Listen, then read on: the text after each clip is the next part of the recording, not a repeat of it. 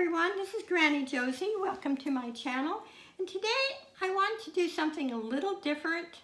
I'm thinking about starting a series on some of our maker's marks and the designer behind the maker's mark.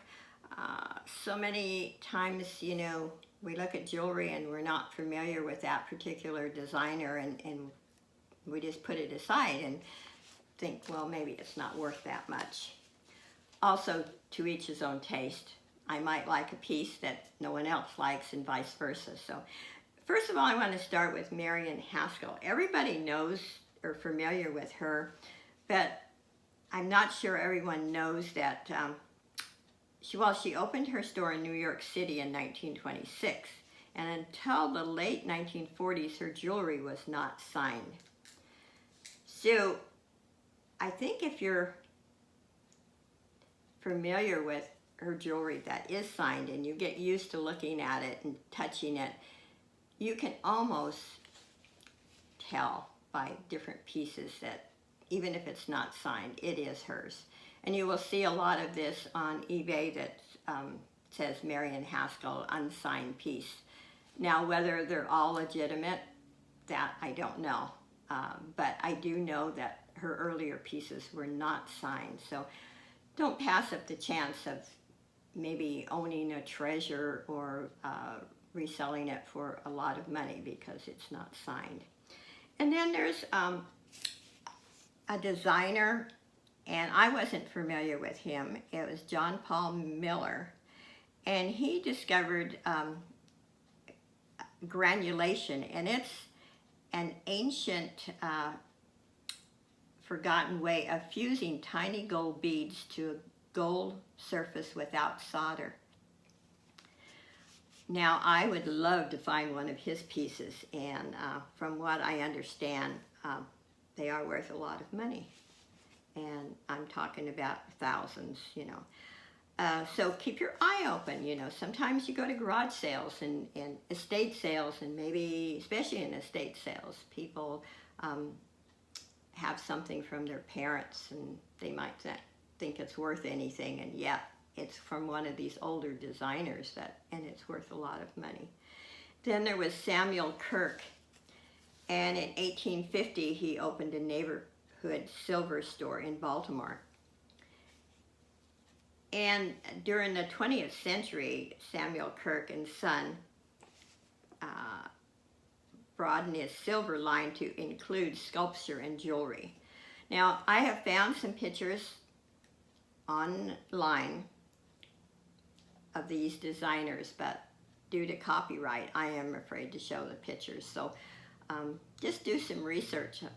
It's very interesting, and in the long run, you might make a lot more profit if you happen to find one of these pieces. And maybe you will. Maybe even your grandparents had one of these pieces. So keep your eyes open.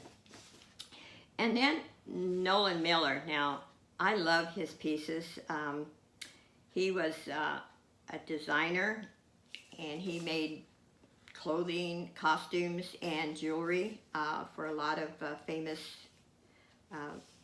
entertainers. And he worked on the series of Dynasty, if you remember Dynasty. He did the costumes, and he was well known for his line of jewelry, on QVC. And I love his pieces. In fact, I will show you, hopefully you can see that. This is my Nolan Miller piece that I've had it for many years. I've never wore it, and it's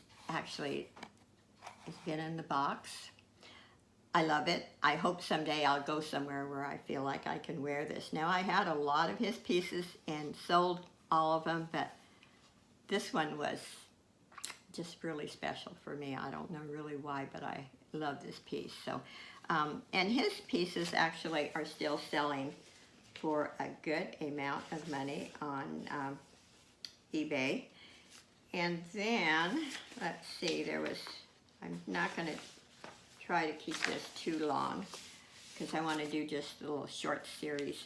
And then there was Art Smith jewelry, and he actually was trained to work with copper and some of those rare metals. I do have a picture of a spiral necklace that he created in 1958, but again, I'm afraid to show pictures because there is copyright on some of these. And he was, in 1917 to 1982, he was one of the leading modernist jewelers of the mid-20th century.